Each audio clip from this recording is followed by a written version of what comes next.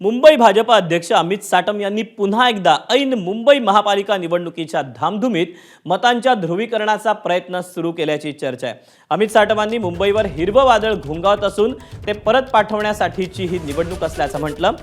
साटम यांच्या या वक्तव्याचा काँग्रेसने समाचार घेतला। मुंबई काँग्रेस अध्यक्षा वर्षा गायकवाड यांनी साटम विकासाऐवजी केवळ हिंदू मुस्लिम करत असल्याची टीका केली। हिरव्या वादळाला परतवण्यासाठीची ही निवडणूक आहे। 1951 पासून आजतागत जी मुंबई शहराची डेमोग्राफी चेंज झालेली आहे किंवा मुंबई शहराची डेमोग्राफी ही बदललेली आहे हे दर्शवणारं हे चित्र आहे। 88% वरनं 66% हिंदूंची जनसंख्या ही मुंबई शहरामध्ये झालेली आहे आणि 8% वरनं 21% ही मुस्लिम समाजाची जनसंख्या ही गेल्या अनेक वर्षांमध्ये वाढलेली आहे। सुरुवातीपासून त्यांचे वक्तव्य फक्त हिंदू मुस्लिम करण्याशिवाय त्यांनी कधीही मुंबईच्या बाबतीमध्ये कुठलं तरी एखादं सांगितलंय का विधायक काम करण्यासंदर्भामध्ये? मला त्यांनी सांगितलेल्या डेटाबद्दल पण प्रश्न असे विचारायचा की ज्या वेळेला 2011 पासून सेन्सेक्स झाला नाही त्यामुळे ह्यांनी आकडे आणले कुठून? स्वतःच्या बुद्धिमत्तेतून आणले का कुठून आणले मला कळलं नाही, की स्वप्नात काय झाले त्यांना म्हणून त्यांच्या स्वप्नात ते आकडे आलेत।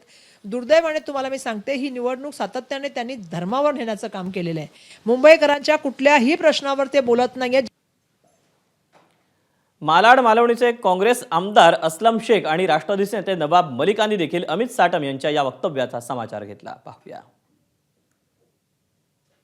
अमित साटम जे आहेत हे चांगले मौलवी सारखे आहेत। आम्हाला जेवढा धर्माचा माहिती आहे त्याच्यापेक्षा 2 पट त्यांना जास्त माहिती आहे। त्यांना कलमा माहिती आहे, त्यांनी टोपी कशी घालायचं ते माहिती, त्यांना नमाज कसा पढता हे चांगलं आहे। हा देशचा कल्चर आहे।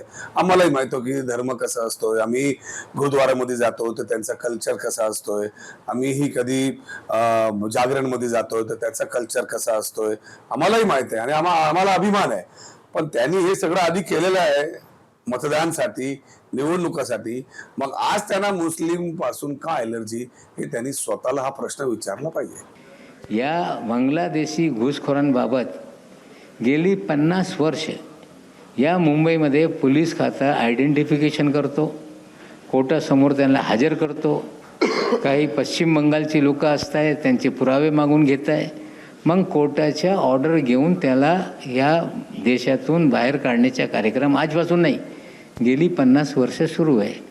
पण बांगलादेशी बुमाबूम करत असताना शेख हसीनाला पहिले पाठवा ना, ज्याच्यामुळे बांगलादेशमध्ये हिंदू अडचणीत आहे, त्याच्याकडे लक्ष अमित साटमजीने दिलं पाहिजे।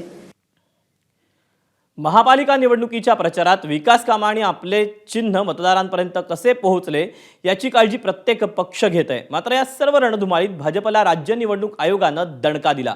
मुंबई महापालिका निवडणूक प्रचारासाठी भाजपनं तयार केलेलं गीत आयोगानं नाकारलं। या प्रचार गीतामध्ये भगवा शब्दाचा वापर केल्यानं निवडणूक आयोगानं आचारसंहितेचं उल्लंघन झाल्याचा ठपका ठेवला। भाजपचं हे प्रचार गीत अवधूत गुप्ते आणि वैशाली सामंत यांनी गायलं होतं, तर दुसरीकडे अंबादास दानवेंनी मात्र भगवा या शब्दावरून भाजपला खोचक पाठिंबा दिल्याचं दिसतंय।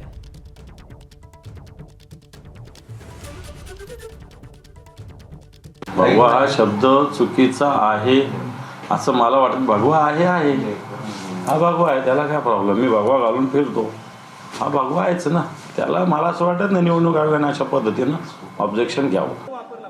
आम्हाला सुद्धा आश्चर्य वाटलंय की महापालिकेवर भगवा आणि भगव्यासाठी कमळ असं ते गाणं आहे आणि अवधूत गुप्ते आणि वैशाली सामंत यांनी गायलेलं गाणं आहे आणि त्या भगव्या शब्दावरती आक्षेप हा उचललेला आहे।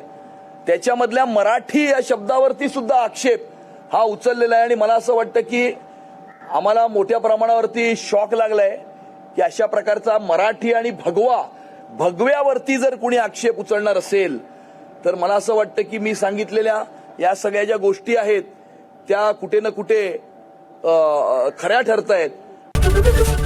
एबीपी माझा, उघडा डोळे बघा नीट।